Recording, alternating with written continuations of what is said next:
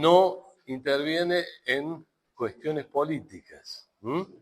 Bueno, esa restricción sigue, aunque se advierte una tendencia en la jurisprudencia a limitar y acotar el ámbito de lo que se considera cuestión política ajena o extraña al control judicial.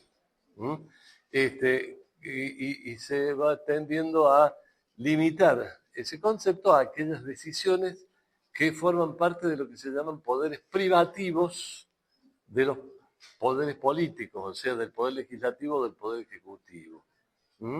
Aquellas cuestiones que la propia Constitución le ha confiado la decisión no a los jueces, sino al presidente o al Congreso. El contenido de las leyes, las líneas, las políticas a seguir. Distinto es que a través de determinadas políticas o determinadas leyes se violen derechos concretos de personas concretas. Bueno, en ese caso interviene el Poder Judicial. O sea, siempre que haya derechos constitucionales vulnerados o en riesgo, el Poder Judicial interviene. Lo que no puede el Poder Judicial es pretender sustituir a los otros poderes en la toma de decisiones de qué es más conveniente, qué es más oportuno. O sea, la esencia política de ciertas decisiones. Hay que hacer una ruta o una escuela. Bueno, es una decisión política, no es una decisión judicial.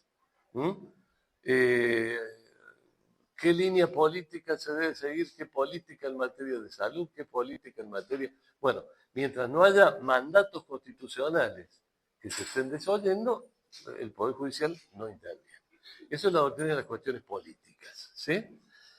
La otra autorrestricción que se impuso la Corte norteamericana y que siguió la Corte argentina durante muchos años es la de que el Poder Judicial no interviene o el control de constitucionalidad no se ejerce de oficio,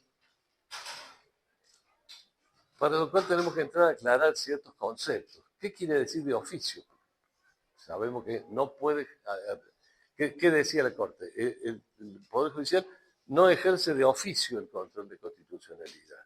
¿Qué quiere decir? Que solamente podía ejercer el control de constitucionalidad cuando lo había pedido alguna de las partes en el juicio. ¿Se entiende? O sea, hay dos cosas. Una de oficio es una decisión que toma un órgano del Estado por decisión propia, por sí mismo, en cumplimiento de su oficio. Por eso es de oficio. Y hay otras decisiones que solamente se toman a petición de parte interesada. Bueno, entonces lo que se decía, el control de constitucionalidad lo ejerce el Poder Judicial no de oficio, sino a petición de parte interesada. ¿Sí? Bueno, esta doctrina se impuso, quedó claramente establecida en la jurisprudencia de la Corte a partir del año 1941, en un caso que se llama Ganadera Los Lagos contra Nación Argentina. Y ahí dice la Corte Suprema claramente que el Poder Judicial no puede ejercer de oficio el control de constitucionalidad. Y eso se va a mantener, aunque con discusiones en la doctrina y con algunos votos en disidencia dentro de la propia Corte que van adelantando un cambio de postura. Cambio de postura que se concreta en el caso Banco Comercial de Finanzas, en Banco Comercial de Finanzas en el año 2004. O sea, de 1941 hasta 2004, claramente se mantuvo férreamente esa jurisprudencia que decía que el Poder Judicial no ejerce el control de constitucionalidad de oficio. ¿Qué argumento se da? ¿Qué es lo que pasa? A ver, un juez, supongamos que hay dos casos idénticos, en donde se pide una parte demanda a otra en función de una ley. En un juicio el juez le plantea la inconstitucionalidad de la ley y por lo tanto declara inconstitucional la ley y rechaza la demanda. Ahora, a los pocos días le llega otro juicio igual, en donde se demanda lo mismo, en base a la misma ley, pero la parte demandada no planteó, no pidió que se declare inconstitucional la ley. En dos casos iguales, en el segundo, como no se lo han pedido, el juez, según la doctrina vieja de la Corte, no podía declarar la inconstitucionalidad de la ley. Entonces tenía que resolverlo distinto, al revés. ¿Se dan cuenta? ¿Por qué? Porque no había petición de parte. Bueno,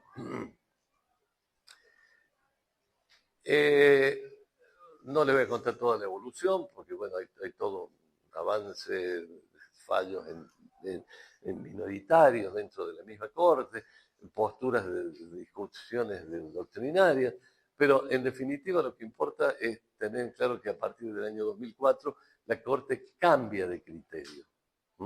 Y la Corte admite que se haga el control de constitucionalidad, aunque no haya petición de parte, aún de oficio. ¿Está claro esto? Por ahí me miran algunos como si estuviera hablando en japonés, pero a ver, esto tiene que ser clarito como el agua, clarito como el agua. Entonces, a partir de 2004 se admite el control de constitucionalidad de oficio. El argumento principal es que la vigencia de la supremacía de la Constitución no es una cuestión que pueda quedar relegada al planteo de las partes o que sea disponible por las partes. Una parte renuncia, no, la Constitución tiene que regir y ser suprema siempre. Y el otro argumento es que la cuestión constitucional, o sea, el tema de si una ley es o no compatible con la Constitución, no es una cuestión de hecho que tenga que ser alegada y probada por las partes en el juicio para que el juez la pueda considerar, sino que es una cuestión de derecho. Y en materia de cuestiones de derecho hay un principio que viene desde el derecho romano, que dice iura novit curia. El juez conoce el derecho. Luego, el juez tiene que aplicar el derecho correcto, aunque no sea el que han invocado las partes. ¿Sí? Bueno, esos son los dos argumentos. Sí. En este caso que hace cambiar la visión de la Corte, con lo que se trató del banco, fue muy complejo. No entremos porque ya se nos va la hora. No tiene importancia. No tiene importancia. Acá la cuestión es justamente que se trata de una inconstitucionalidad y que dice, la hacemos de oficio. Eso es lo que interesa a los fines de... después cuando estén estudiando quiebra ya pueden entrar al fondo de por qué se discutía ahí, pero esto en una quiebra. Bueno, el punto que sigue que nos resta por ver es control de constitucionalidad de una reforma constitucional. Entonces, a ver, una reforma constitucional. ¿Puede haber control de constitucionalidad de una reforma constitucional? Ahí se nos plantean tres interrogantes. Primero, ¿el poder constituyente tiene límites o es soberano y puede hacer lo que quiera? Ya hemos visto que tiene límites el poder constituyente. El poder constituyente, aún cuando es el poder constituyente originario, es cierto, el poder constituyente originario no tiene límites de derecho positivo, pero hemos dicho sí encuentra límites en la dimensión antropológica, social y cultural. O sea, los derechos fundamentales de la persona humana son un límite que no puede sobrepasar aún el poder constituyente originario. Y las exigencias de la realidad social y cultural de la comunidad también son una exigencia que no puede sobrepasar. La historia argentina lo demuestra con el fracaso de las constituciones de 1819 y 1826, que contrariaban la forma federal, el principio federalista que estaba arraigado en la sociedad y en la cultura de los pueblos de las provincias unidas. Ahora, si tiene, perdón, eso es el poder constituyente originario. Además, el poder constituyente derivado, o sea, el poder constituyente reformador, que es el único que podemos ver funcionando, salvo que ocurra una revolución, un cambio total de régimen político, el poder constituyente reformador, que es el que hemos estudiado en esta bolilla, ya hemos visto que tiene límites de procedimiento, que son los límites que le fija la propia Constitución a reformar. El artículo 30 y toda la jurisprudencia y todos los precedentes constitucionales que se han ido sentando y que hemos estudiado, la declaración de necesidad de la reforma, cuáles son los límites de materia que tiene el poder constituyente derivado, que puede reformar y que no, las mayorías que se necesitan en el procedimiento para sancionar. Bueno, todos esos son límites a los que debe ajustarse. Ahora, si hay límites, ¿quién lo controla? Y ahí es donde se arma una discusión. Porque hay algunos autores, entre ellos el ex titular de la cátedra A de esta materia, en este caso el doctor Hernández, sostiene que el Poder Judicial es un poder constituido y por lo tanto no puede osar querer controlar al Poder Constituyente. O sea, ¿qué pasa si una convención constituyente, una convención reformadora, viola los límites impuestos al Poder Constituyente? Bueno, hay quienes dicen, no, a ver, sí, tiene límite, pero un poder constituido no puede entrar a controlar al Poder Constituyente. Claro, sobre ese tema, otro profesor anterior, me remonto, César Enrique Romero, también profesor de esta casa, profesor titular de Derecho Constitucional, decía que los convencionales constituyentes son los representantes de una nación soberana, pero no son los soberanos de la nación. O sea, son representantes de una nación soberana, no los soberanos de una nación. Y por lo tanto,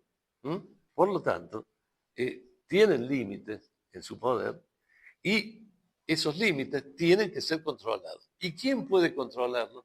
Y el Poder Judicial. El único sistema de control que rige en nuestro ordenamiento jurídico es el control judicial de constitucionalidad.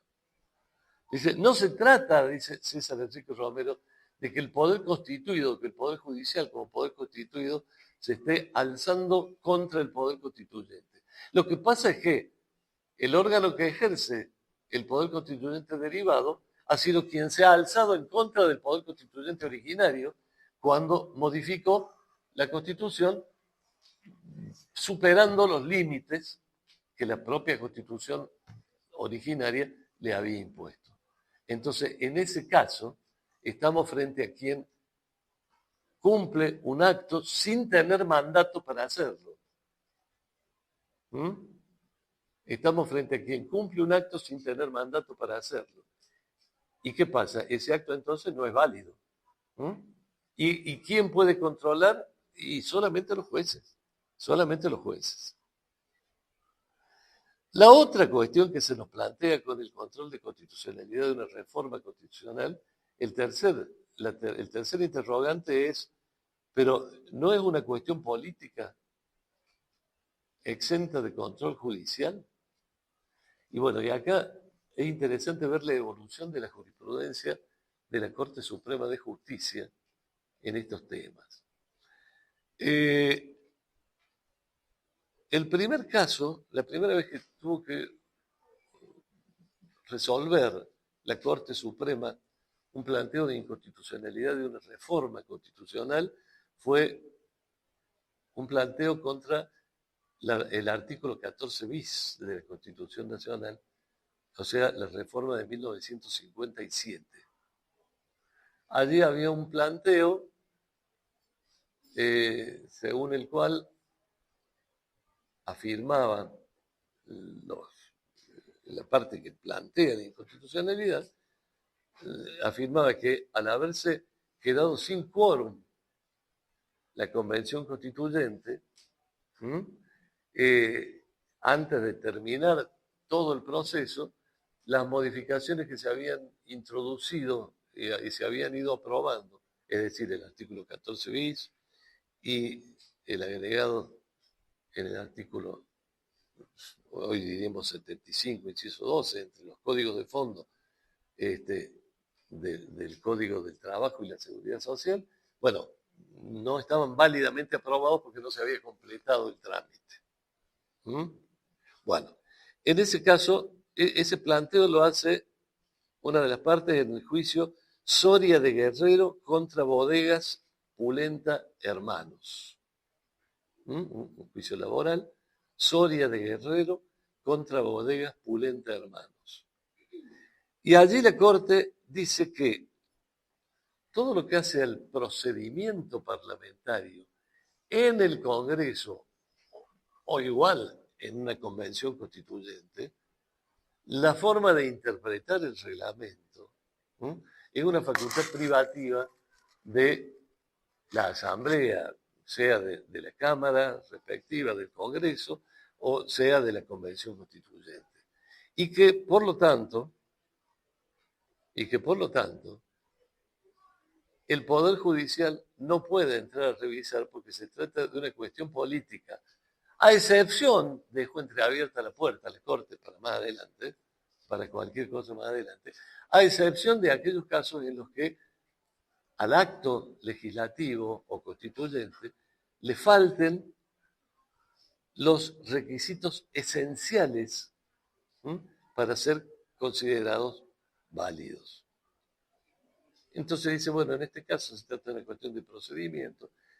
La Convención Constituyente ha interpretado que estaba aprobado, con eso suficiente, y bueno, eso es una cuestión política que yo no puedo entrar a revisar.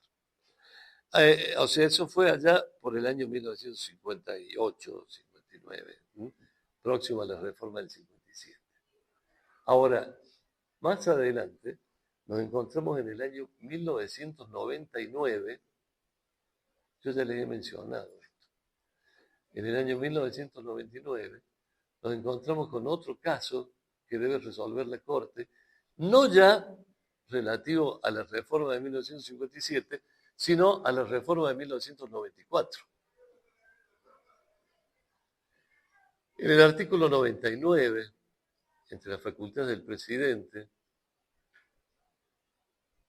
de designar, previo acuerdo del Senado, a los jueces de la Nación, la reforma del 94 le agrega un parrafito que dice que cuando una vez cumplidos 75 años por parte del juez, es necesario un nuevo acuerdo para que siga en funciones. El caso Fait, exactamente. Allí el doctor Fait, ministro de la Corte, que tenía ya pasado hace rato los 75 años, se presenta él a título personal y plantea una acción de inconstitucionalidad de la reforma. Y dice, no estaba, el artículo 110 de la Constitución dice que los jueces duran en sus cargos mientras dure su buena conducta. Eso lo decía desde la Constitución de 1853. Ese artículo no estaba incluido entre los artículos sometidos a consideración de la Convención Constituyente. Entonces, cuando la Convención Constituyente agrega este párrafo que dice que los jueces cesan a los 75 años, si no hay un nuevo acuerdo, o sea, en definitiva, cesan al cumplir 75 años, está introduciendo una modificación que no había sido habilitada por el Congreso en la declaración de necesidad de la reforma. Bueno, eso generó grandes debates, grandes discusiones, gran cantidad de jueces se acogieron, siguieron el ejemplo de Fait y lograron una declaración de inconstitucionalidad que les sirvió para quedarse hasta que en definitiva ellos decidieran irse, como era el sistema de la Constitución antes de la reforma, por el principio de inamovilidad. Después, en el año 2017, es decir, 18 años después del caso Fait, la Corte, con una nueva composición que parecía la actual, en el caso Schifrin, cambia la postura. Ojo, no cambia el criterio.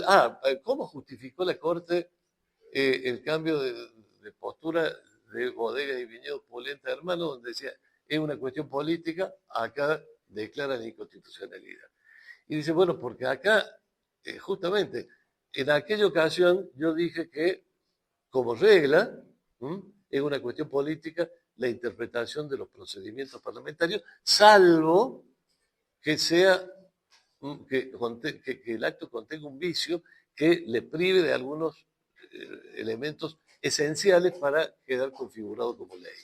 Bueno, justamente la competencia de la Convención para resolver sobre este tema, cuando la Convención ha modificado más allá de los temas que estaba habilitada a modificar, no tenía competencia y por lo tanto está faltando un requisito esencial. Por eso entro a ejercer el control de constitucionalidad.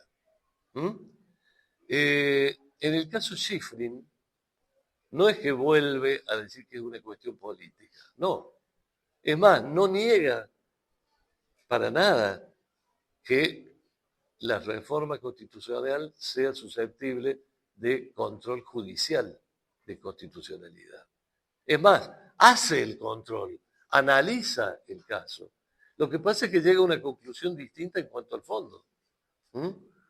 En el caso Schifrin, la Corte dice, bueno, la verdad es que lo que ha hecho la Convención Reformadora de 1994 es establecer una regulación razonable del derecho, no está avanzando sobre temas prohibidos,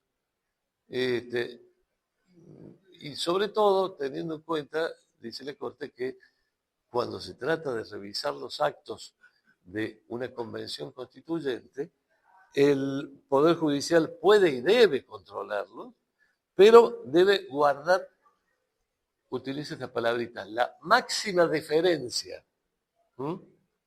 para con la decisión del Poder Constituyente. Es decir, en la medida en que sea susceptible de ser salvada, bueno, y en este caso entendió, bueno, es un requisito que regula razonablemente el principio de inamovilidad. Bueno, es válida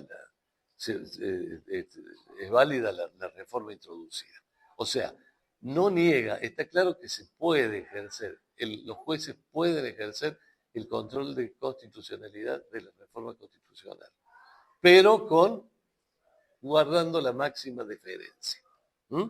Bueno, otro tema, el último tema sobre el que tienen que tener ustedes noción clara, que está dentro, digamos, de este control de constitucionalidad, es lo que se llama el control de convencionalidad. Control de convencionalidad.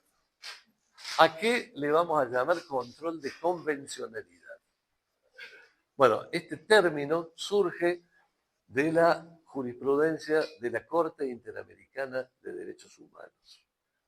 ¿Mm? Y tiene que ver con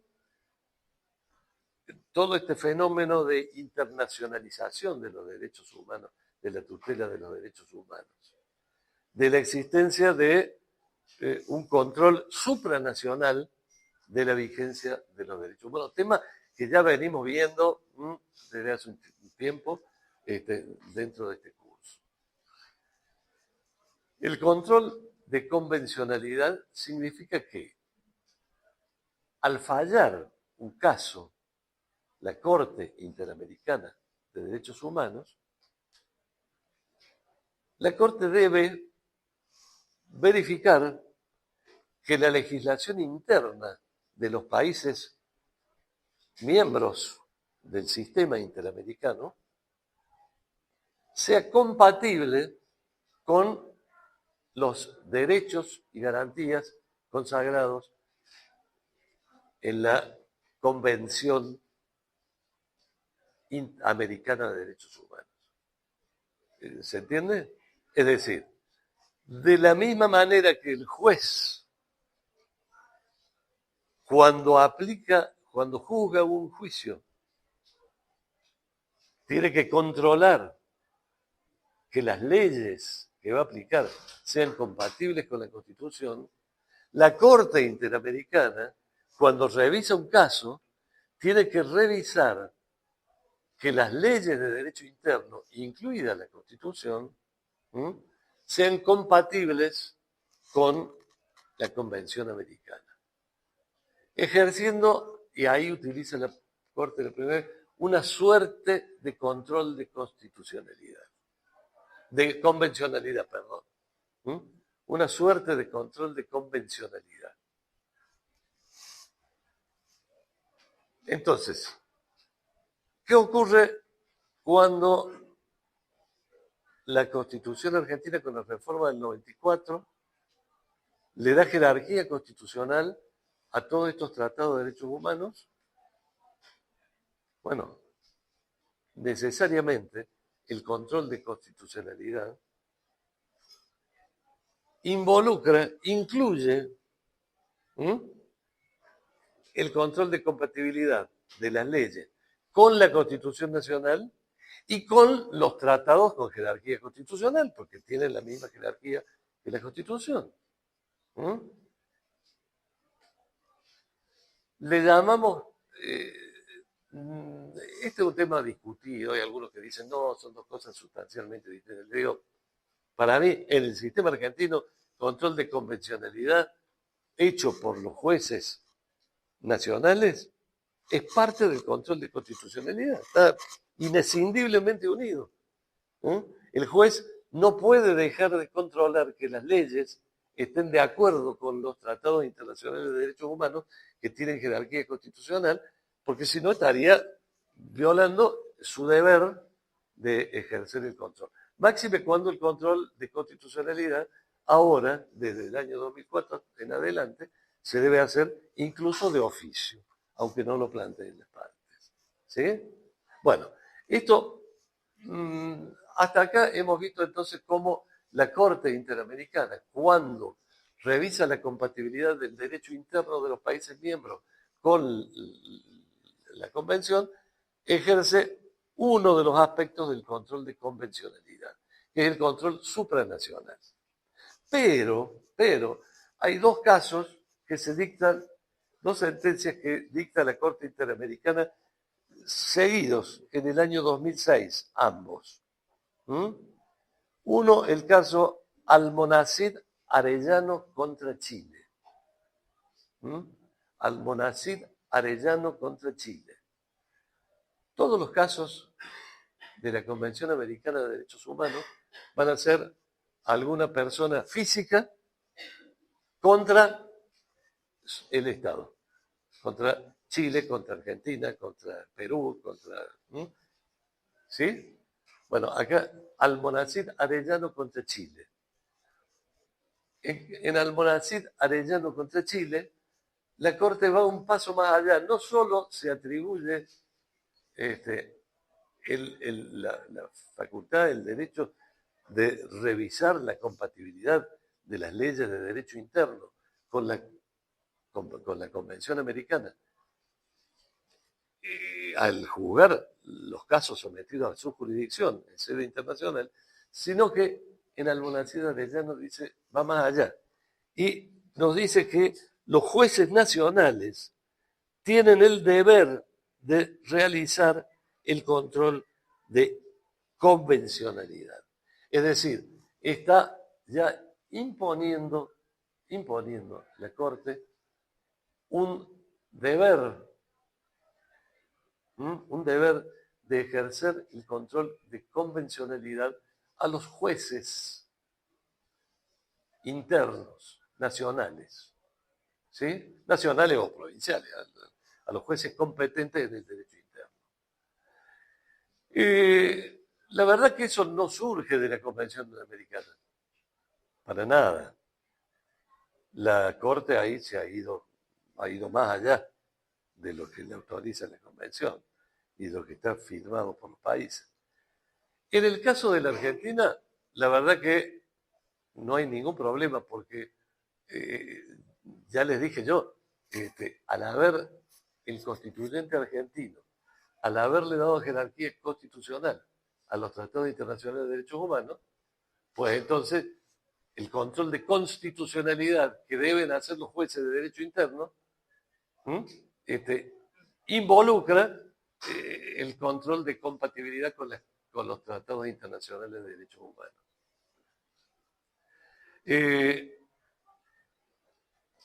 El caso siguiente también en el año 2006 es el conocido como Trabajadores Cesados del Congreso contra Perú.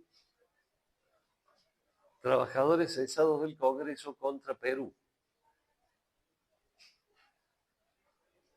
Y acá va a repetir lo que dijo en Almonacid Arellano, es decir, que los jueces nacionales deben realizar el control de convencionalidad, pero le agrega un parrafito más.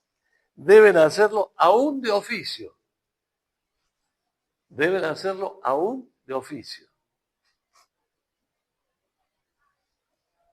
Entonces, de nuevo, ¿está yendo más allá? La Corte sí, está yendo más allá de lo que dice la Convención, está yendo más allá de lo que la letra normativa la autoriza. Pero para el caso argentino eso no es problema, porque ya hemos visto que el control de constitucionalidad que los jueces deben hacer, incluyendo el control de compatibilidad con los tratados, debe hacerse aún de oficio a partir del año 2004.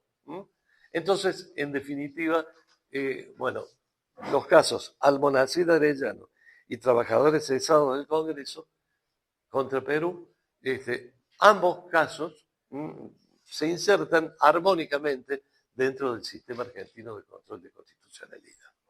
Bueno, con esto damos por terminada la unidad 5 y vamos a empezar a ver la unidad 6.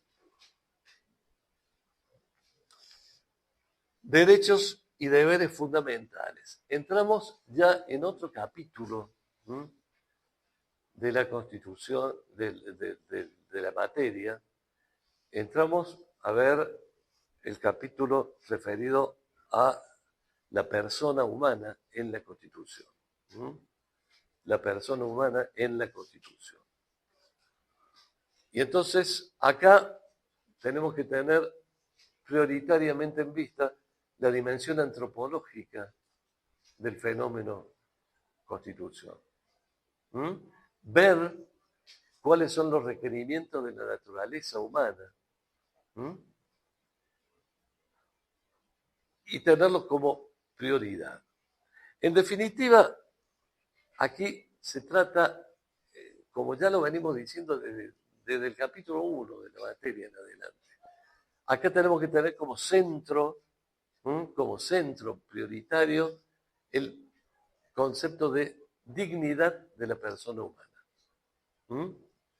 el concepto de dignidad de la persona humana. Ya hemos hablado mucho de qué es la dignidad de la persona humana, dónde está, cómo hay nuestra Constitución no lo menciona expresamente, hay otras constituciones que sí, como la española, la alemana, lo ponen como faro, porque al inicio del texto constitucional, como principio fundamental, en el nuestro también es un principio fundamental, aunque no esté explicitado en el texto de la Constitución histórica, está en su contenido, ¿eh?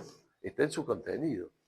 En la medida en que hay un conjunto tutelado, un conjunto de derechos fundamentales de la persona humana que, según el artículo 33, según podemos concluir, derivar del artículo 33, están más allá, por encima de la Constitución. Léanme el artículo 33.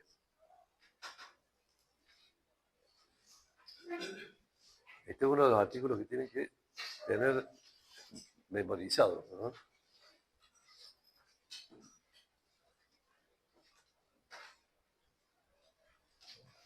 Artículo 33.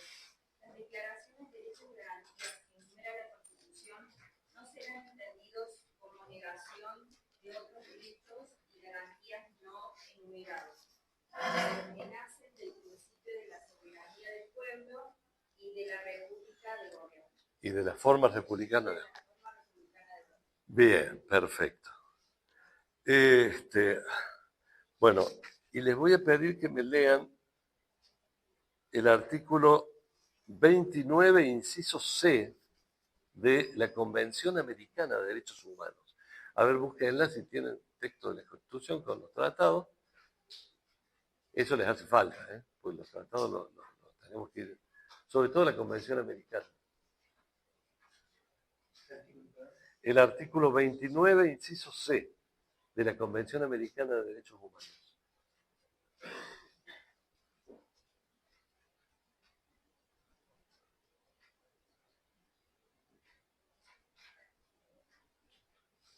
¿Alguien lo ha encontrado ya?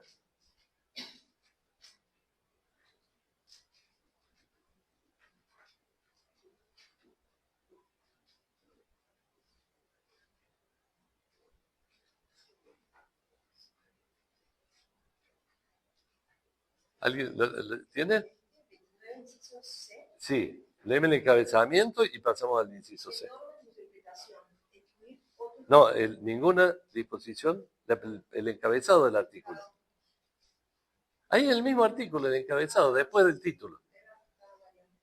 Ninguna disposición de la presente convención puede ser interpretada en el sentido de, C, ¿no? ¿Sí?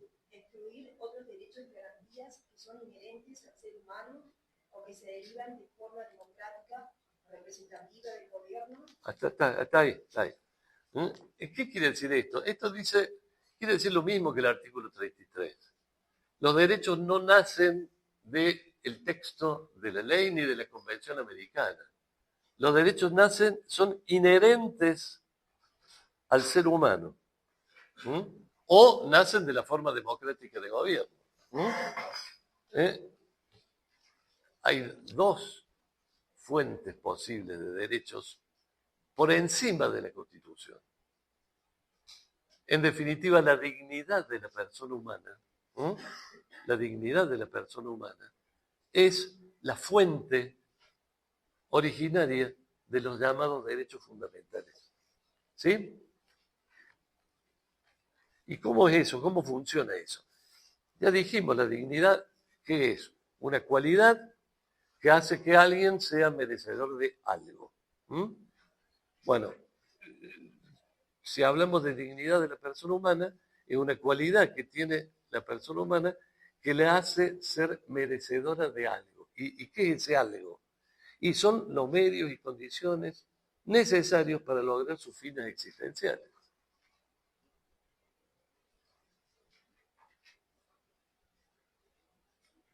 Es decir, entonces, de la dignidad humana que hace que la persona humana por ser persona humana, nada más que por ser persona humana, sea merecedora de algo, se deriva que la persona humana tiene la facultad de reclamar como suyo ese algo que le pertenece, al que tiene, ahí surge la noción de derecho, es esa facultad de reclamar ese algo que le pertenece. ¿Y qué son? ¿Qué es ese algo que le pertenece? Y bueno, los derechos fundamentales. Los derechos fundamentales.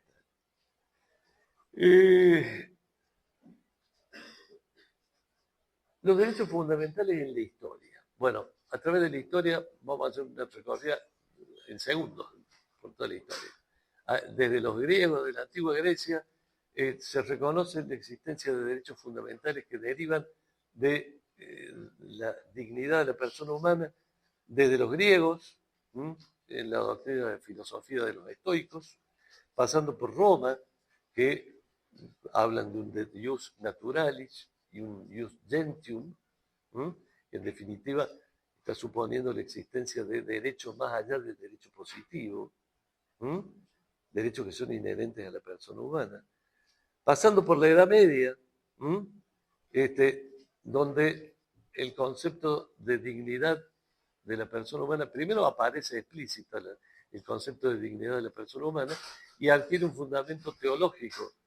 La persona humana tiene una dignidad especial sobre el resto de los seres de la creación porque el hombre es hijo de Dios, hecho a imagen y semejanza de Dios.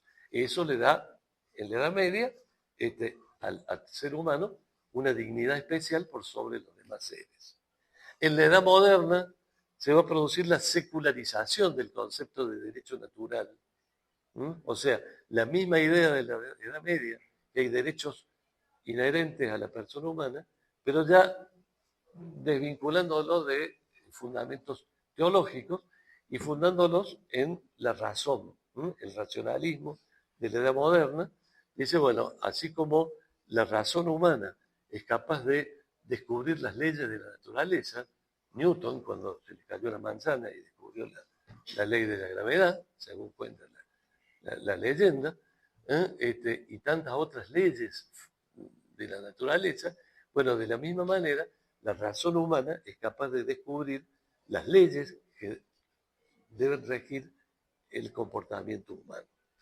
Y bueno, esto viene después de las revoluciones liberales, y con las revoluciones liberales va a surgir la recepción de los derechos fundamentales de la persona humana en el derecho positivo de cada nación, porque ya los estados nacionales ya son el núcleo político básico. ¿En dónde van a estar receptados? Desde la Revolución Francesa, con la Declaración de los Derechos del Hombre y del Ciudadano, en adelante, el constitucionalismo incluye en los textos de las constituciones nacionales la enumeración de los derechos fundamentales. Pero en la mayoría de los casos, yo les dije, en la Constitución de Estados Unidos, que fue la primera constitución escrita, no estaba la carta, la enumeración de derechos.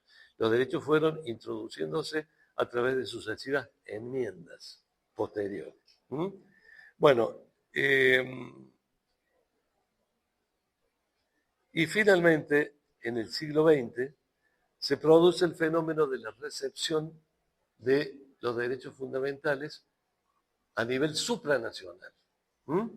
La recepción en el derecho internacional, a través de las declaraciones americana y universal de los derechos humanos, la Convención Americana de Derechos Humanos, la Convención Internacional de los Derechos Civiles y Políticos, la Convención Internacional de los Derechos Económicos, Sociales y Culturales, etcétera, etcétera, etcétera. Bueno, sigan con toda la enumeración del artículo 75, inciso 22.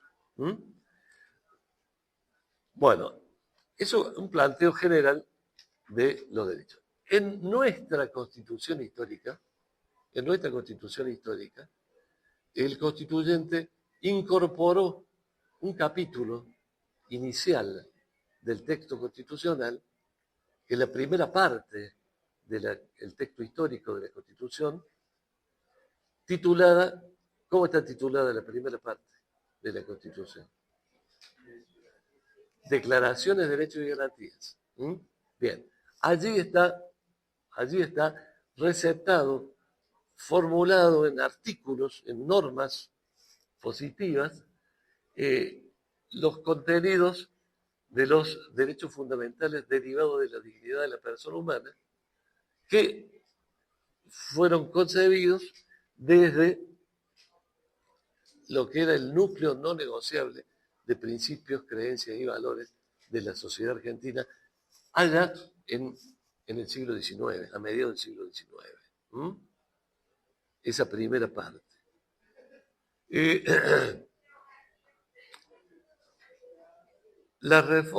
Luego fueron agregados nuevos derechos, en el artículo 14 bis. Bueno, ya hemos estudiado todo esto, la reforma de 1949, la reforma del 57. Luego viene la reforma de 1994 y primero va a mantener tal cual como estaba, porque una de las condiciones que le ponía la ley declarativa de necesidad de la reforma, a la reforma del 94, era no tocar el capítulo de declaraciones de derechos y garantías, no tocar la primera parte de la Constitución. Entonces, como querían trabajar algo, lo mismo sobre declaraciones de derechos y garantías, ¿qué hicieron? Agregaron un segundo capítulo referido a los nuevos derechos y garantías. Fíjense ustedes que ahora la primera parte de la Constitución tiene un capítulo con declaraciones de derechos y garantías y otro que habla de los nuevos derechos y garantías. Se cumplió con la formalidad de la declaración de necesidad de la reforma, es decir, no se tocó el capítulo de declaraciones de derechos y garantías y se agregaron nuevos derechos que ya los vamos a estudiar en su momento, pero en definitiva el amparo, el habeas corpus, el habeas data, los derechos del ambiente, los derechos relativos a la protección del consumidor, la defensa de la democracia, los derechos políticos referidos al sufragio, a los institutos de democracia semidirecta, etc. Bueno, todos estos nuevos contenidos del constitucionalismo de tercera generación. A lo que le debemos sumar la incorporación por el inciso 22 del artículo 75 de todos los tratados internacionales sobre derechos humanos que allí se mencionan, más los que se habilita a incorporar con jerarquía constitucional a posterior, temas que ya hemos estudiado. Bueno, pasamos al otro punto fundamental en esta bolilla, es el de los deberes. Pongo especialmente el acento en deberes, porque derechos y deberes son en realidad y en el fondo dos caras de una misma moneda. A todo el mundo le gusta hablar de derechos y a la gente poco le gusta hablar de deberes. Pero así como hay derechos constitucionales, hay deberes constitucionales. Así como hay derechos, hay deberes constitucionales. Derechos y deberes están estrechamente relacionados. La vida en comunidad nos pone frente a un entretejido de derechos y deberes. Ahora, piensen ustedes. Decimos, ¿cómo habíamos definido qué es un derecho? Habíamos dicho que el derecho es la facultad de exigir algo de alguien. ¿No es cierto? Entonces, si hay un derecho, necesariamente tiene que haber un deber a satisfacer ese derecho. Si yo tengo derecho a algo, quiere decir que hay alguien que tiene el deber de satisfacer mi derecho. Entonces, hay derechos y deberes están estrechamente entrelazados en la realidad jurídica. Les voy a pedir que me lean el preámbulo, la primera parte, vamos a leer nomás, del preámbulo de la Declaración Americana, no de la Convención, de la Declaración, que está antes que la Convención, la Declaración Americana de Derechos Humanos.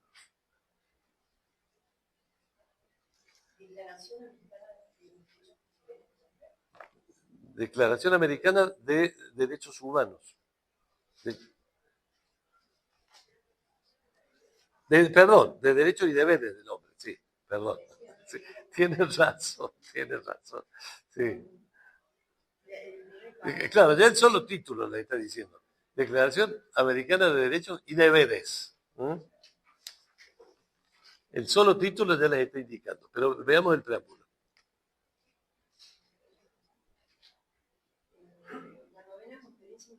No, después de acuerdan, empieza el preámbulo, antes del capítulo primero, un poquito más adelante. Todos los hombres nacen libres, sí.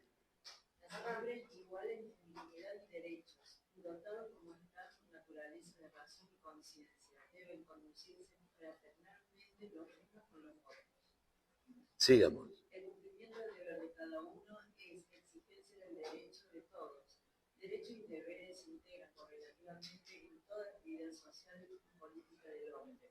Si los derechos exaltan la libertad individual, los deberes expresan la dignidad de esa libertad. Los deberes de orden jurídico presuponen otros de orden moral que los apoyan conceptualmente y los fundamentan. Bueno, hasta ahí nomás vamos a leer, lo demás sigue en la misma línea, pero a ver, sobre todo el segundo párrafo es el que tiene, desde mi punto de vista, la esencia de la idea que quiero transmitir y que ustedes tienen que grabarse a fuego. Derechos y deberes son dos caras de una. No hay derecho sin deber. Si hay un derecho, alguien tiene un deber. Y por lo tanto, yo, para poder exigir mis derechos, tengo que cumplir con mis deberes. Creo que eso está claro. Pasemos a la Declaración Universal de los Derechos Humanos, la universal, que está seguido de la Declaración Americana. En la Declaración Universal vamos al artículo 29, inciso 1.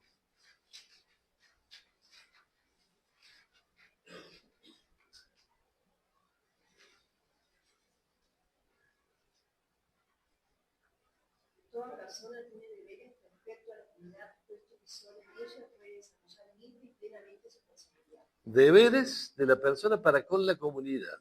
Y vamos a la Convención Americana de Derechos Humanos, artículo 32, inciso 1. La Convención Americana de Derechos Humanos.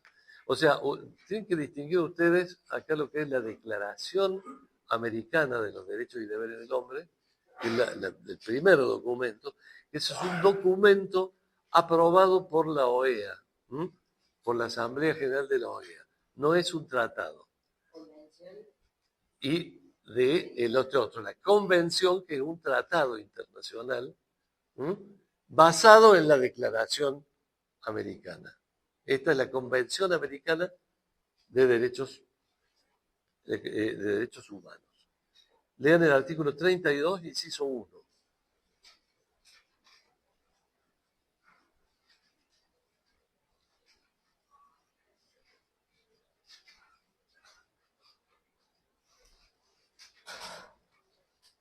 Toda persona tiene deberes para con la familia, la comunidad y la sociedad. Bien. Deberes, nuevamente.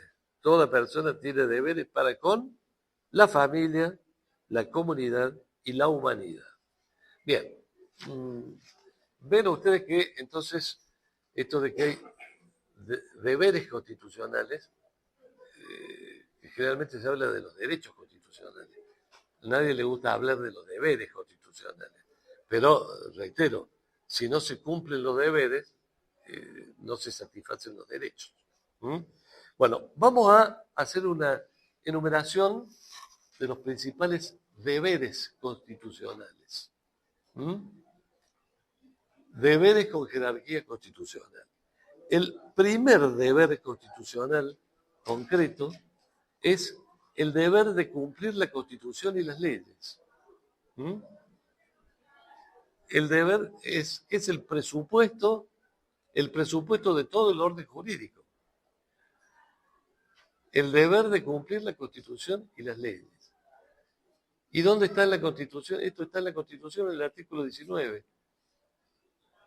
Nadie está obligado a hacer lo que la ley no manda, ni privado de lo que ella no prohíbe. A contrario sensu, lo que la ley manda, sí está obligado a hacerlo. ¿Mm? Y lo que la ley prohíbe, sí está privado de hacerlo. Entonces, el cumplimiento de la ley, y por supuesto, por encima de la ley, de la Constitución, que es ley fundamental, es el primero de los deberes constitucionales. Cumplir la ley. Fíjense qué cosa tan simple y tan poco cumplida. Lamentablemente, somos una sociedad que tiende a buscarle el recoveco para eludir el cumplimiento de la ley. Desde cruzar la calle y bueno, y si no me mira nadie, no hay problema, cruzo a mitad de cuadra y no en la esquina, y paso y el semáforo está en rojo, bueno, pero no hay nadie, paso lo mismo. Desde esas cosas a otras más complicadas. Por eso se habla por ahí de la anomia, como característica argentina, lamentablemente. Pero es cierto. Bueno, hay un deber constitucional de cumplir la ley, que además, además del artículo 19, está expresado en el artículo 33 de la Declaración. Anótenlo y después lo leen si quieren, porque en definitiva dice lo mismo. De la Declaración Americana de Derechos Humanos, artículo 33.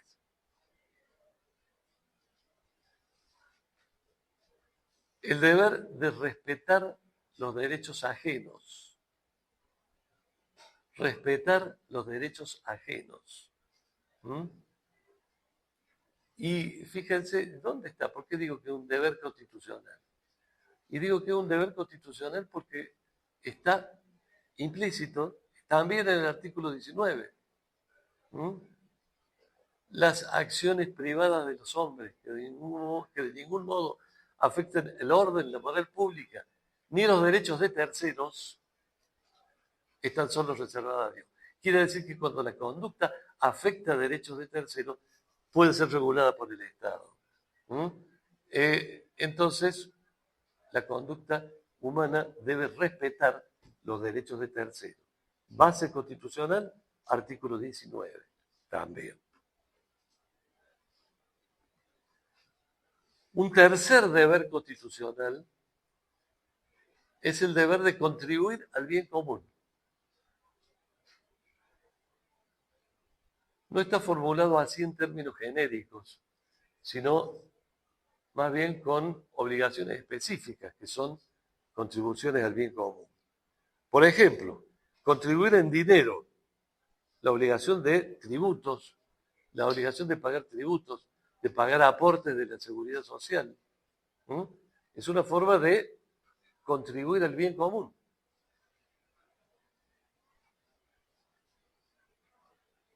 ¿Por qué? Y bueno, porque muchos derechos, la satisfacción, o sea, ya vamos a ver cuando veamos los sujetos el sujeto pasivo de los derechos, el Estado tiene un rol muy importante como sujeto pasivo de los derechos.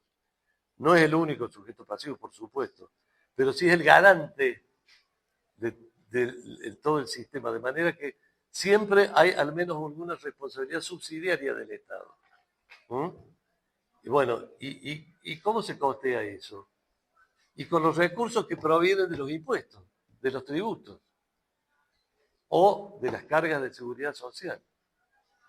¿Y dónde están los tributos? Y están en la Constitución. La Constitución habla de la facultad que tiene de imponer impuestos, tributos, el Congreso de la Nación. El artículo 21 de la Constitución establece como obligación de contribuir al bien común la obligación de armarse en defensa de la patria. El deber de armarse en defensa de la patria. Artículo 21 de la Constitución. Otra forma de contribución al bien común son las cargas públicas, que también están en la Constitución. También están en la Constitución. En el artículo 16, última parte, dice que la igualdad es la base del impuesto y la distribución de las cargas públicas. ¿Qué son las cargas públicas? Son ciertas tareas, es la contribución al bien común en tareas. Por ejemplo, cuando a alguien le toca ser,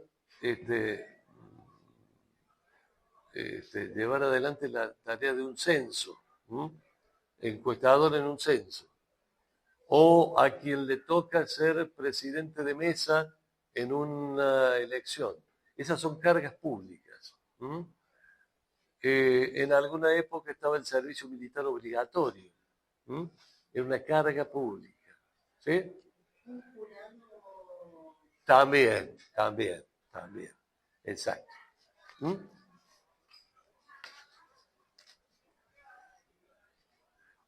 Otra obligación constitucional es la obligación de participar en los asuntos públicos. O sea, el principio del voto obligatorio, que está establecido en la Constitución. Está establecido en la Constitución. El principio del voto, el voto obligatorio. O sea, el deber de participar en los asuntos públicos. También es un deber constitucional el deber de preservar el medio ambiente, artículo 41 de la Constitución Nacional. El artículo 41 nos habla del medio ambiente y dentro del artículo vamos a ver que hay un deber de toda persona de preservar el medio ambiente. Está también el deber de educarse. Deber de educarse, no un derecho, es un derecho, pero es un deber también. Es un deber, ¿por qué digo que es un deber? Porque así surge del artículo 31 de la Declaración Americana de los Derechos del Hombre, de los derechos y deberes del hombre, artículo 31, y así surge del artículo 13, inciso 2, del Pacto Internacional de Derechos Económicos, Sociales y Culturales.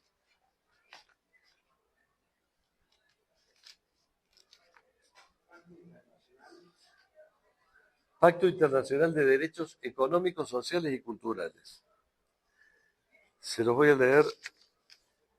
Si alguien lo encuentra, mejor que me lo lean, si no se los leo yo. 13, inciso 2. El Pacto de los Derechos Económicos, Sociales y Culturales, en el inciso 2 dice: los Estados partes en el presente pacto reconocen que con el objeto de lograr el pleno ejercicio de estos derechos, a. La enseñanza primaria debe ser obligatoria y asequible a todos gratuitamente. O sea, obligatoria, por lo menos hay un deber constitucional de cumplir con la enseñanza primaria. Por supuesto que esto como piso, la legislación de cada país puede elevar el piso de exigencia a otros niveles más altos. Pero entonces hay un deber de educarse, un deber de educarse. Y además hay un deber de trabajar para obtener los recursos necesarios para su subsistencia. El artículo 37 de la Declaración Americana de Derechos y Deberes, artículo 37,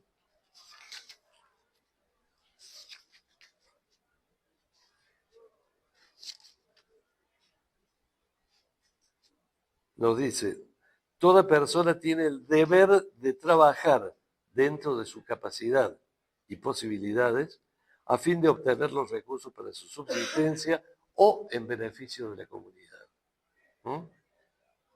Deber de trabajar para obtener los recursos para su subsistencia. Además, hay deberes constitucionales que están impuestos ya no a todas las personas, sino a determinadas categorías de personas. Por ejemplo, el artículo 38 de la Declaración Americana de Derechos Humanos, de Derechos del Hombre, impone a los extranjeros el deber de abstenerse de participar en política.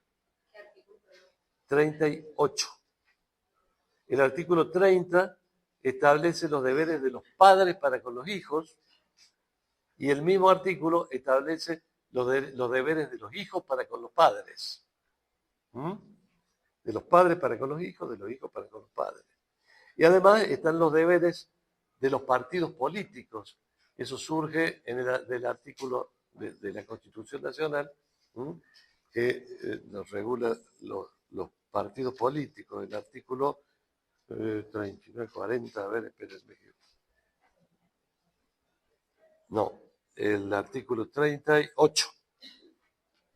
El artículo 38, que nos habla el deber de los partidos políticos de dar a publicidad sus fondos y sus patrimonios. Para estudiar el tema, para tener una comprensión global, todos estos deberes constitucionales no son operativos por sí.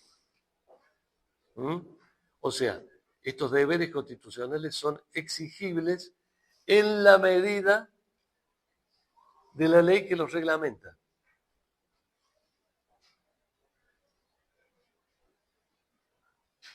Salvo, por supuesto, claro, ese no necesita ley reglamentaria.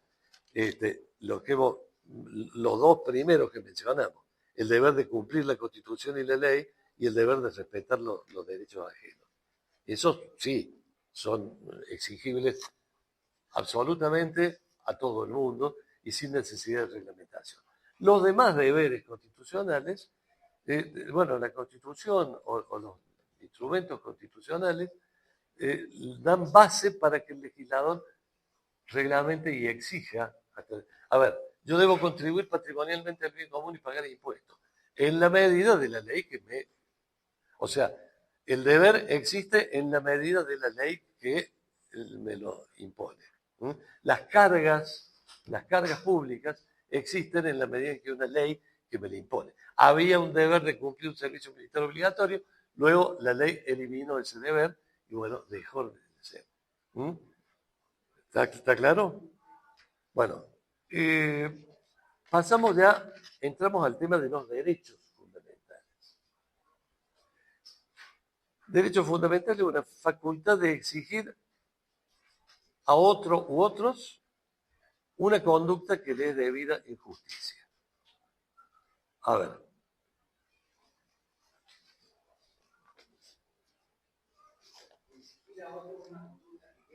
Que le es debida en justicia.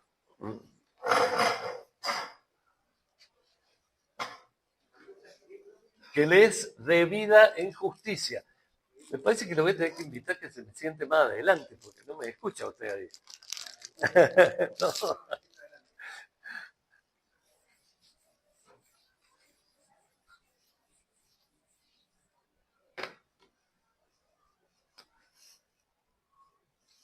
Derechos fundamentales.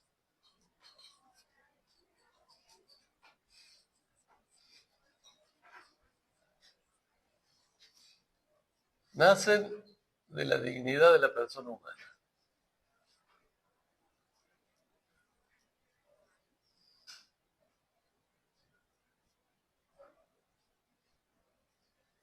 De la dignidad de la persona humana se derivan los derechos fundamentales. Los derechos fundamentales son la facultad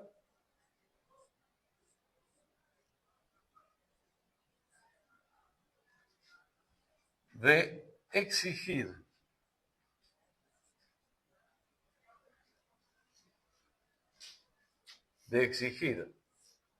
algo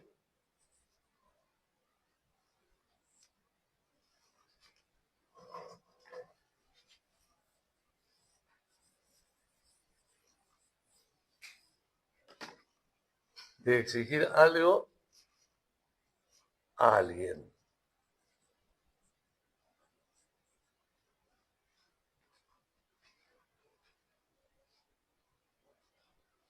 Parece muy simple esto, creo que no necesita mucha explicación. Algo que le es debido en justicia. ¿M? Algo que le es debido en justicia.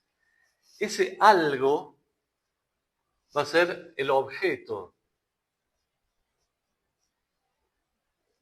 del derecho. ¿M? Este alguien, que es a quien se le exige, va a ser el sujeto pasivo del derecho. ¿Mm? Y acá, esta facultad, hay alguien que es titular de esa facultad. Ese titular de esa facultad es el sujeto activo.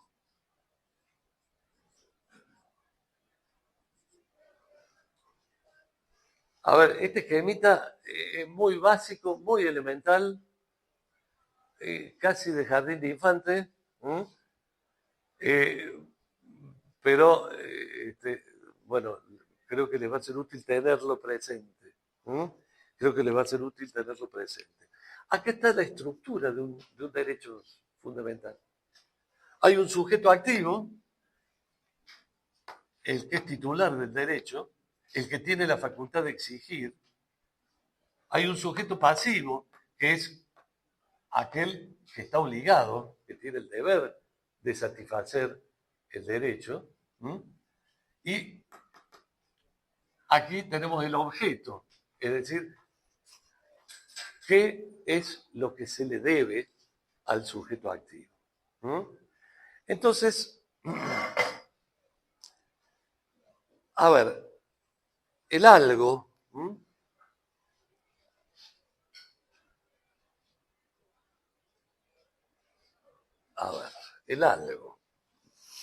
lo que se debe, puede consistir en un deber de no hacer.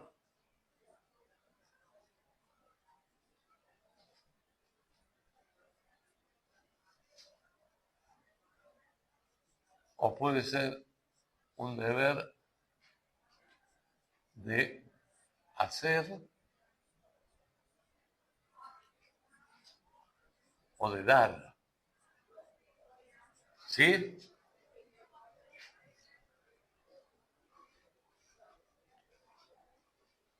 Si ustedes recuerdan, relacionan esto con lo que hemos hablado de las etapas del constitucionalismo, el constitucionalismo clásico, el constitucionalismo social y el constitucionalismo contemporáneo, veremos que en los derechos fundamentales que se visualizaban en el constitucionalismo clásico, prevalecía el deber de no hacer, el deber de abstenerse, de respetar la propiedad, la integridad física, la vida, la libertad de tránsito, la libertad de comercio. En general se satisfacía con un no hacer, no obstaculizar, no impedir el ejercicio del derecho, ni alterarlo, tanto por parte del Estado como por parte de otros particulares. ¿Sí? El constitucionalismo social ya empieza a poner más el acento en estos deberes de hacer y de dar. Entonces surgen, por eso se llaman, por general se dice, son derechos prestacionales. Hay prestaciones a cumplir. El derecho a la educación supone toda una actividad del Estado tendiente a proporcionar, a permitir que la gente se eduque. Y la educación es un derecho y un deber a la vez, ya vimos. Porque así como está el deber del Estado de proporcionar los institutos de enseñanza y los medios para aprender, está el deber de los particulares o de los padres, si son menores, de mandar a sus hijos y hacer que cumplan con los deberes escolares. ¿Sí? El derecho a la salud. El derecho a la salud también supone poner en marcha todo un sistema de acceso a cuidado, a los medios para el cuidado de la salud. Los derechos del trabajador. Bueno, salario digno, deber de dar, que ya no es el Estado, salvo que el Estado sea el patrón. Puede ser una empresa, quien sea el patrón. Deber de dar. Bueno, todos los derechos del artículo 14 bis, descanso y vacaciones pagas, condiciones dignas y equitativas de labor. Bueno, eso, objeto. ¿Sí? Sujetos.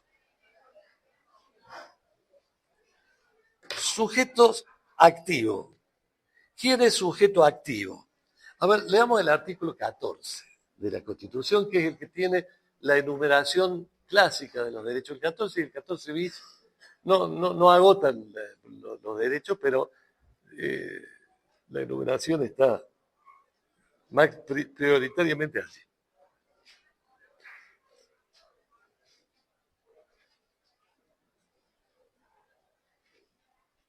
¿Cómo dice el 14? Todos los habitantes de la nación gozan de los siguientes derechos. Todos los habitantes. Entonces, ¿cuál es el sujeto activo? Todos los habitantes. Todos los habitantes. Esto debe entenderse por habitante toda persona que está, aunque sea en tránsito, dentro del país. Aunque sea en tránsito. Es decir, un turista que entra al país, bueno, está considerado habitante a los fines del artículo 14. Es decir, como titular de los derechos fundamentales. Porque los derechos fundamentales no emergen, como dice la Convención Americana en el preámbulo, no emergen de la condición de nacional de un Estado, sino que emergen o surgen de la naturaleza misma de la persona humana. Entonces, a un extranjero que entra al país, apenas entra, pero no es ciudadano, pero tiene los derechos fundamentales. ¿Sí? Bueno, entonces vamos a ver ciertas particularidades, pero partimos de todo habitante. A ver, ¿desde cuándo hay persona humana y habitante? Bueno, lo primero que nos surge acá es el problema de los niños por nacer. ¿Son sujetos activos? Y sí, son sujetos activos si nos atenemos a la ley 29.849, que fija las condiciones de vigencia. Que fija las condiciones de vigencia de la Convención de los Derechos del Niño. ¿Recuerdan ustedes? Los tratados internacionales en las condiciones de su vigencia. Bueno, ¿qué dice en cuanto a las convenciones, a la declaración interpretativa? Dice que el artículo 1 de la Convención, que dice debe entenderse por niños, todo ser humano, hasta los 18 años de edad, debe entenderse como que se entiende por niño todo ser humano desde su concepción hasta los 18 años de edad. Eso sumado al 75, inciso 23, que ya lo hemos visto, el 75, inciso 23, a ver, vamos a leerlo nuevamente porque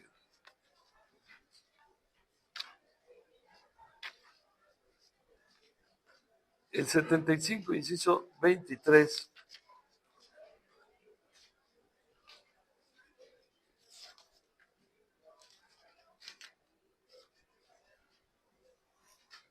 A ver, ¿por qué no me leen, por favor, el segundo párrafo del inciso 23? Dictar un régimen de seguridad social especial e integral en protección del niño en situación de desamparo, desde el embarazo hasta la finalización del periodo de enseñanza elemental, y de la madre durante el embarazo y el tiempo de lactancia. Bien, está claro entonces que para la Constitución, durante el embarazo, hay dos sujetos protegidos, el niño y la madre. Hay dos sujetos protegidos, el niño y la madre. Bueno, luego, para el derecho argentino, visto desde este punto de vista, el niño por nacer es sujeto activo de los derechos constitucionales y digno de protección constitucional. Las personas jurídicas, en el derecho argentino también son, en todo lo que es el derecho internacional de los derechos humanos, en general hay una tendencia a excluir a las personas jurídicas como titulares, como sujetos activos de los derechos humanos. Dejemos de lado esa discusión. Para el sistema argentino, las personas jurídicas son titulares de los derechos fundamentales constitucionales y están protegidos por ella. Uno de los casos jurisprudenciales, que dio nacimiento a la acción de amparo en nuestro país en el año 1958, fue el caso COT SRL. COT SRL era una empresa, una persona jurídica, que estaba vulnerado su derecho de propiedad por un grupo sindical de trabajadores que había tomado la empresa y no le permitían ni el acceso a los funcionarios de la empresa, a los directivos de la empresa, y por lo tanto estaban violando el derecho de propiedad. O sea, la jurisprudencia de la Corte no ha puesto distingo en cuanto se ha tratado de defensa de los derechos fundamentales, si su titular es una persona jurídica o una persona humana. Los extranjeros. ¿Qué pasa con los extranjeros? Son titulares, ya acabo de dar el ejemplo. Apenas entra al país, ¿está protegido? Sí, está protegido. Está protegido por los derechos fundamentales. ¿No es ciudadano? Por supuesto que no. Y si quisiera nacional primero, puede vivir acá todo el tiempo que quiera, en la medida que la ley le permita y tenga el permiso de residencia, sí que esté obligado a nacionalizarse. Puede nacionalizarse, sí, pero va a tener que esperar 2 años. Bueno, y mientras tanto, ¿cuál es su situación? Y veamos el artículo 20.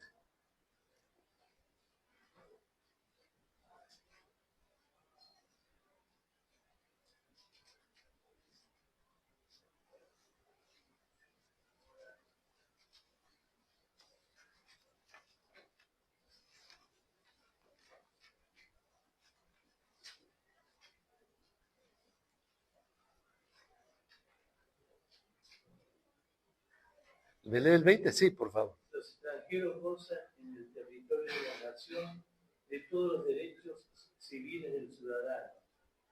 Pueden ejercer su industria, comercio y profesión, poseer bienes raíces, comprarlos y enajenarlos, navegar los ríos y costas, ejercer libremente su culto, testar y casarse conforme a las leyes. No están obligados a admitir la ciudadanía ni a pagar contribuciones forzosas extraordinarias. Obtienen nacionalización residiendo 2 años continuos en la nación, pero la autoridad puede acortar ese término a favor del que lo solicite, alegando y probando servicios a la República. Bien. Bueno, entonces está claro.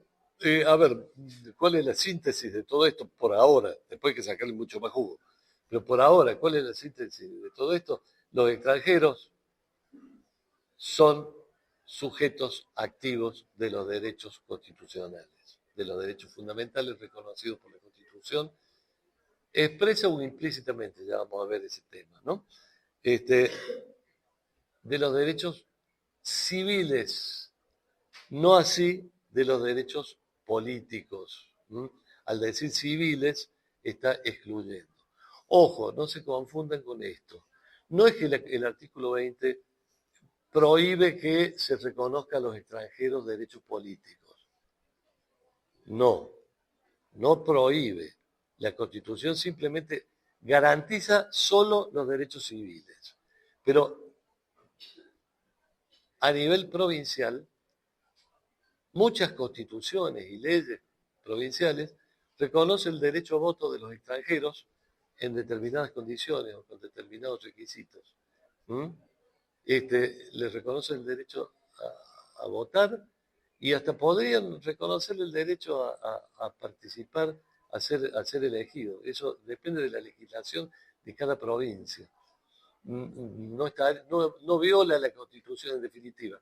Cuando la provincia le reconoce el derecho a voto a los extranjeros, la Constitución de Córdoba, por ejemplo, desde el año 1923, es decir, hace más de 100 años, le reconocía a los extranjeros el derecho a votar en las elecciones municipales. Esto le digo para que tengan claro. El artículo 20 distingue entre derechos civiles y políticos, no porque les estén prohibidos los derechos políticos a los extranjeros. No, garantiza como piso solo los derechos civiles. Los demás, bueno, las provincias pueden, y la ley nacional podría reconocerle algún derecho, pero no está garantizado por la Constitución. Sin ser ciudadano. Sin ser ciudadano, exacto. Siendo extranjero. La ley a nivel nacional no tienen participación en derechos políticos, pero sí en las provincias. Repito, en Córdoba, desde 1923 para las elecciones municipales, hace más de un siglo. O sea que no es ninguna novedad lo que estoy diciendo. Y después los grupos indeterminados de personas. Ahí ha aparecido esta nueva categoría de sujeto activo de derecho. Los grupos indeterminados de personas. Surge este nuevo tipo de sujeto activo con la noción de derechos colectivos. Por ejemplo, el derecho a la protección del medio ambiente, el derecho a evitar que se contamine el aire o el agua del río. ¿Hay alguna persona que pueda invocarlo como derecho propio, exclusivo? No, nadie. Es un derecho colectivo. ¿El titular quién es? Es un conjunto indeterminado de personas. Un conjunto indeterminado de personas. Y esto es importante porque en los derechos que son subjetivos y por lo tanto individual, con de titularidad individual, bueno, es probable, es posible, en muchos casos, que el derecho sea renunciable, o sea, disponible. Yo soy titular del derecho, lo ejerzo o no lo ejerzo. Y puedo consentir que se vulnere el derecho. Si yo no acciono, no cuestiono contra quien me está lesionando mi derecho, bueno, ahí queda. Sin embargo, con un derecho de estos colectivos, de protección del medio ambiente, protección del patrimonio cultural, algunos de los derechos que hacen a la defensa del consumidor, los que son colectivos, ahí no hay posibilidad de que alguien diga, no, yo consiento que se contamine el río. Es que no se contamina para vos solo, se contamina para toda la comunidad. Así que no podés consentir. A mí no me importa. Bueno, no importa. A vos no te importa, bueno, problema tuyo. pero eso no le habilita al violador del derecho a continuar haciéndolo. ¿Se entiende? El sujeto pasivo. El sujeto pasivo, les decía, en el origen del constitucionalismo clásico, cuando surge el constitucionalismo clásico, quizá quienes escribían la Declaración de Derechos del Hombre y del Ciudadano, con el fragor de la lucha de la Revolución Francesa, seguramente tenían en miras solamente la posibilidad de que quien viole los derechos sea el poder público, el Estado, el rey, el rey o sus funcionarios. Porque esa era la violación de los derechos. ¿Quién era el sujeto violador de derechos prioritario? A ver, del derecho de propiedad. Y de pronto el rey se le ocurría que todos los bienes de una persona pasaban para la corona para castigarlo porque había traicionado a la corona, entonces lo había traicionado al rey, entonces lo castigaba, y le quitaba todos los bienes, por ejemplo, el derecho de propiedad. O bien lo encarcelaba, lo privaba de libertad, o bien lo hacía torturar. Claro, en general se tenía en mira al Estado violador de los derechos. Pero bueno, a poco de andar aparece que no, que los derechos son exigibles no solo contra el Estado, sino que todos los derechos son exigibles también contra particulares. Los particulares también pueden violar los derechos.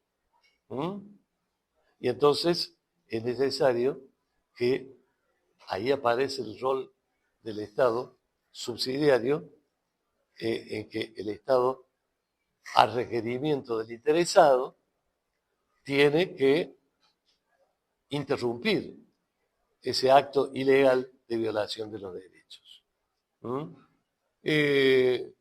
Un particular puede violar el derecho de propiedad, bueno, a través de un robo, de un hurto, de una usurpación de terrenos. Puede violar la integridad física, bueno, o la vida, asesinándolo, y un particular, no solo el rey que manda a cortarle la cabeza. ¿Cuántos muertos en la puerta de su casa vemos a manos de particulares? A diario. Bueno, entonces ahí aparece derechos oponibles erga omnes. Los derechos son oponibles erga omnes, no solo contra el Estado. Ahora, tenemos que tener claro que los derechos fundamentales, estos derechos fundamentales que nacen de la dignidad misma de la persona humana, son tarea del Estado. Aunque sean oponibles erga omnes, y en algunos casos exigibles como sujeto pasivo tengan concretamente a un particular,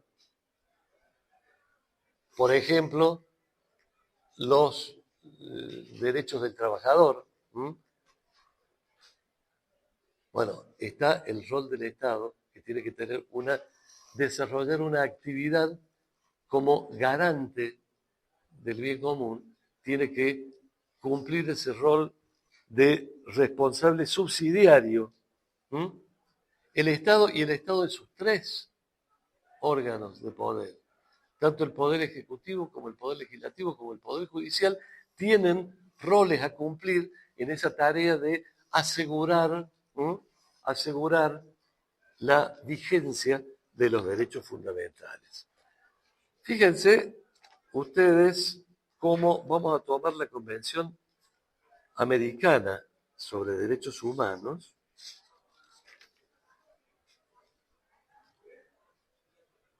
Lean, por favor, el artículo 1, inciso 1.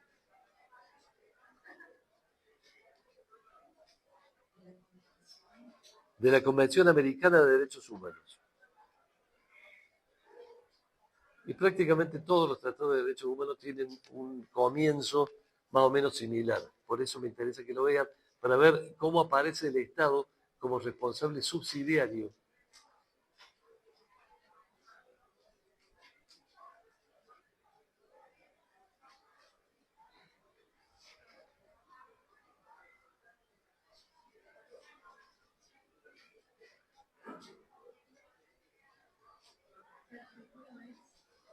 El 1.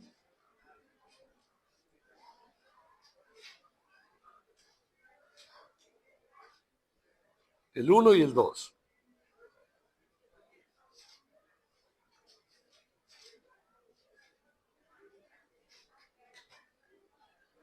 ¿Quién me lee?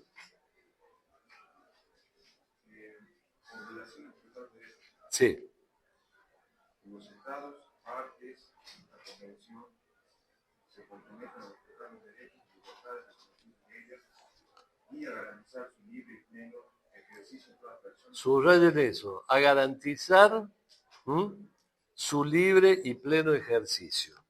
O sea, el Estado no es un espectador en materia de derechos fundamentales, aunque no sea el sujeto pasivo él.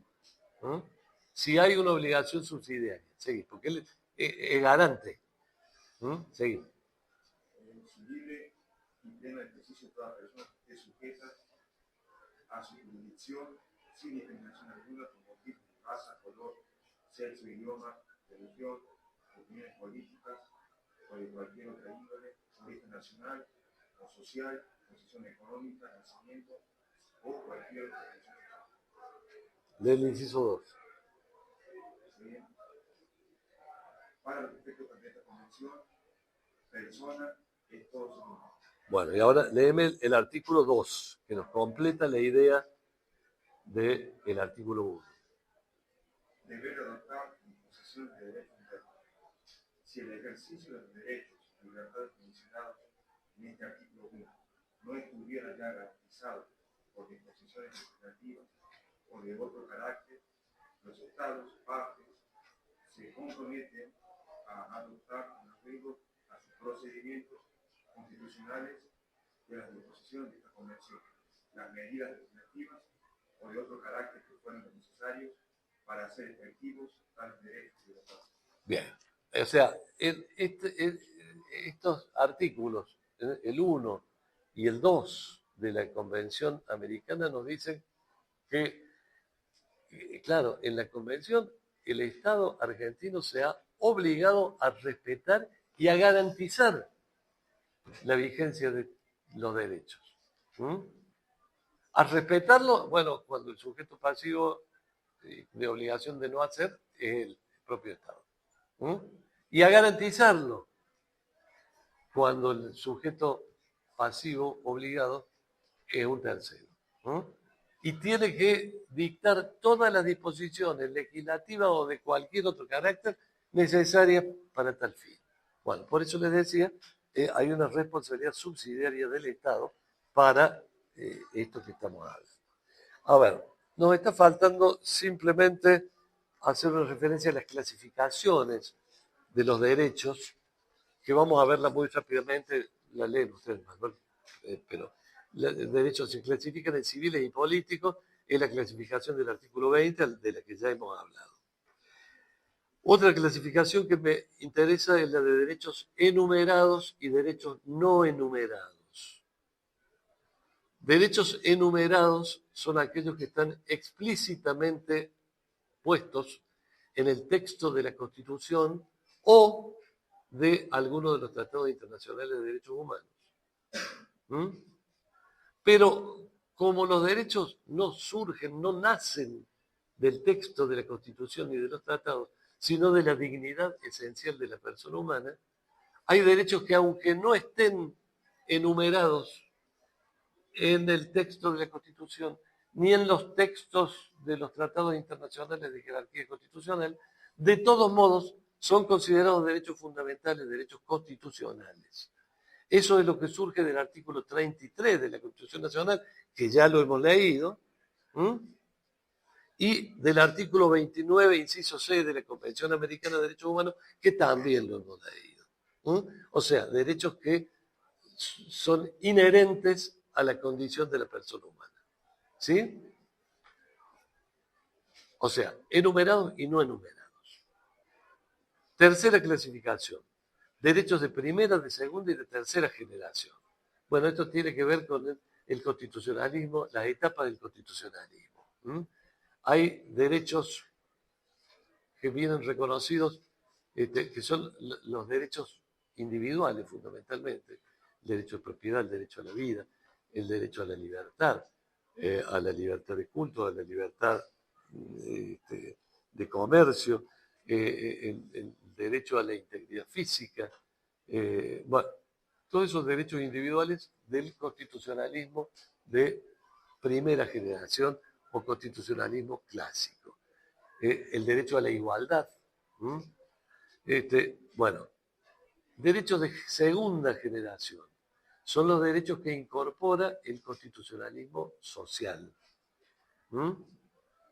Que, como ya les decía, se caracterizan en general porque son derechos en los que prevalece un objeto de hacer o de dar. No se satisfacen con una mera abstención de lesionar el derecho. ¿Sí? Pero, además, hay que tener en cuenta que aún los derechos clásicos del constitucionalismo de primera generación adquieren una cara nueva y una dimensión nueva a partir del constitucionalismo social, porque la igualdad deja de ser igualdad ante la ley para pasar a ser igualdad de oportunidades. Porque a lo mejor el derecho a la vida, que se satisfacía exclusivamente con no dañar la vida, no quitarle la vida a otro, ahora requiere por parte del Estado toda una actividad tendiente, bueno, no solo a proteger que no haya terceros particulares que dañen la vida, sino incluso a brindar los medios para la tutela del derecho a la vida a través de instrumentos de protección de la salud. Y así es como, invocando el derecho a la vida, en muchos casos se han obtenido sentencias que han beneficiado con la cobertura por parte del Estado de tratamientos costosos, bueno, justamente invocando los jueces el derecho a la vida. Y bueno, los de tercera generación, que se caracterizan prioritariamente por ser los derechos colectivos. Colectivos. Otra distinción es, y esta es la última, derechos contenidos en normas operativas y en normas programáticas. Normas operativas, claro, en general, esto es lo que pasaba, los derechos del constitucionalismo clásico, derechos individuales, se consideraban, bueno, estas normas son operativas por sí mismas, no necesitan una ley que las reglamente, porque los derechos del artículo 14, el derecho a trabajar, bueno, se satisface con que no me impidan, no me pongan obstáculos para trabajar o ejercer mi industria. El derecho a transitar se cumple con que no me pongan obstáculos, no me impidan el libre tránsito, desplazarme de un lugar a otro. Entonces, eran operativos por sí. Pero cuando el constitucionalismo social empieza a traer los derechos sociales, que son en general derechos que tienen una prestación de hacer o no hacerlo. Por ejemplo, el derecho a un salario digno. Y bueno, y si no tengo una ley que me reglamente y me diga cuánto es el salario digno, ¿cómo lo exijo? Si no tengo una ley que me diga cuáles son las vacaciones que me corresponden, a todos le corresponden las mismas vacaciones, ¿cuántas? Lo mismo al que recién entra a trabajar que al que lleva 15 años trabajando. Bueno, hace falta una ley reglamentaria. Se habla entonces de normas completas, y normas incompletas. Claro, esto tiene que ver con el principio de progresividad de los derechos. En la Convención Americana de Derechos Humanos, la Convención Americana de Derechos Humanos, en el artículo 29, en el artículo 26, no el 29, se me dio vuelta el número ahí. En el artículo 26, nos dice que los Estados partes se comprometen a adoptar providencias, tanto a nivel interno como mediante cooperación internacional, especialmente económica y técnica, para lograr progresivamente, y aquí hay que subrayar esta palabra, progresivamente, la plena efectividad de los derechos que se derivan de las normas económicas, sociales y sobre educación, ciencia y cultura, comprendidas en la Carta de la OEA, reformada por el Protocolo de Buenos Aires, en la medida de sus recursos disponibles, por vía legislativa u otros medios. O sea, estos derechos prestacionales son derechos que los Estados se obligan a trabajar para que progresivamente sean satisfechos integralmente, progresivamente, pero con una condición, en la medida de los recursos disponibles. Y claro, porque son prestaciones que el tratado, por más que el tratado diga, tiene obligación de dar, no, bueno, pero a ver, si no hay recursos no se puede dar lo que no se tiene, lo que no hay no se puede dar, en la medida de sus recursos disponibles. Ese es el principio de progresividad. Y de ahí entonces que la legislación reglamentaria puede establecer avance, pero el principio de progresividad también indica que este reconocimiento debe ser hacia adelante y no ir para atrás, porque ya no sería progresivo, sino regresivo. Bueno, ¿cómo? Artículo 26 de la Convención Americana de Derechos Humanos, que nos dice hay que tratar de cumplir todas las cláusulas de la Carta de la OEA en cuanto a derechos económicos, sociales y culturales de manera progresiva y en la medida de los recursos disponibles.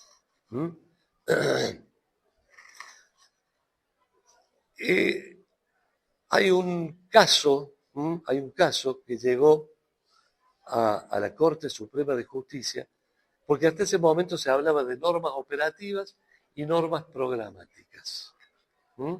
Normas operativas y normas programáticas. Normas operativas son aquellas que son exigibles ante la justicia por sí mismas, sin necesidad de que haya una reglamentación. Normas programáticas son aquellas normas que están dirigidas al legislador para que dicte una ley reglamentaria, pero sin la ley reglamentaria no son aplicables.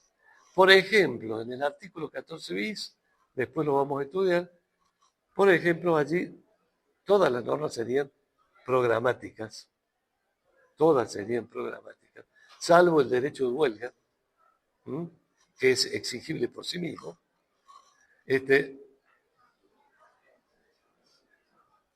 Pero un caso típico, y para que lo vean bien claro, uno de los párrafos del artículo 14 bis nos dice que el trabajador tiene derecho a la participación en las ganancias de la empresa. Bueno, esa norma fijada en la Constitución como programa, norma programática, no fue reglamentada de 1957 hasta acá. Fíjense los años que han pasado, y no ha sido reglamentada. Con lo cual queda ahí congelada. No es exigible judicialmente en la medida en que no haya una ley que la reglamente. ¿Sí? Bueno, no hay ley, ni creo que la haya. Ahora, en el año, bueno, no tengo exactamente la fecha, pero esto es año 2016, por ahí, 2015, 2016, por ahí. Se planteó un caso que por involucrar a un menor no tiene nombre, entonces se los cita con las iniciales. Es QCSY, contra gobierno de la CABA, de la Ciudad Autónoma de Buenos Aires. Se trataba en este caso de una mujer en situación de calle con una hija discapacitada que demanda al gobierno de la Ciudad de Buenos Aires invocando su derecho a acceder a una vivienda digna. Bueno, el derecho a acceder a una vivienda digna tradicionalmente había sido considerado, como todos los derechos del artículo 14 bis, una cláusula programática. Si no hay ley reglamentaria, no hay forma de exigir su cumplimiento. La Corte, en este caso, dice, no tenemos que hablar de derechos operativos y programáticos. Todos son derechos operativos, solo que algunos son de operatividad directa y otros de operatividad derivada. Hasta acá solo le está cambiando el nombre. Hasta acá solo le está cambiando el nombre. Pero lo que cambia es esto.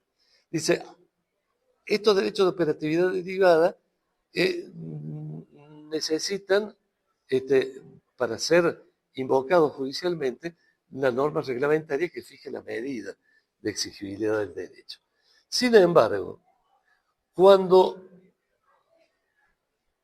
existan, cuando estemos frente a un supuesto de personas en situación de extrema vulnerabilidad, extrema vulnerabilidad. Claro, imagínate este caso, una madre en situación de calle con una hija discapacitada. Bueno, en esos casos, el tribunal debe ejercer un control de razonabilidad, un control de razonabilidad ante la reglamentación o la falta de reglamentación del derecho consagrado. Y frente a esa situación de extrema vulnerabilidad, si no hay reglamentación, lo mismo lo hace operativo en la medida en que el juez considere razonable hacerlo. Bueno, con lo cual condenó a la Ciudad de Buenos Aires a darle, no a darle una casa a la señora, a darle un albergue, darle un alojamiento digno para darle techo y comida a esta señora con su hija. Bueno, entonces aquí tienen esta clasificación de derechos operativos y programáticos, normas completas o incompletas, según la Corte, a partir de esto que debe ser el año 2016, 2017, por ahí. Dice, no, son normas de operatividad directa o de operatividad derivada. Bueno, hemos terminado la bolilla. En la clase próxima yo no voy a venir.